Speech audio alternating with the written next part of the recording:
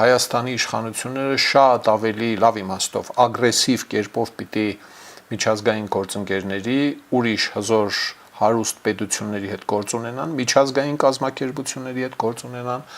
որպեսզի ալամ աշխարհի երեսից քերեն բերեն Հայաստան առնվազն $1 միլիարդ, որպեսզի արցախցի հայրենակիցներին տեղավորեն մարդավարի, ոչ շքեղ, ոչ շենշող, այլ մարդավարի տեղավորեն, այդ մարդիկ կարողանան իրենց Հայաստանի քաղաքացի դարձածների մասին է խոսքը, որպեսզի իրենց մարդ զգան, ուզենան ստեղ մնալ, ապրել, աշխատել եւ այլն, ինչ նախնական մեկնարկային, դրա փոխարեն ոչ, ինչ որ չնչին բաներ են գալիս որպես օգնություն, եկել են, ավարտվել են ոնց որ թե, կարող են էլի կալ մանր-մունր, հա, բայց վարկով բանով Հայաստանի բյուջեով այդ դարդերը հոգալ չի լինի, դա սխալ մոտեցում է, Հայաստանի իշխանությունը չուզեց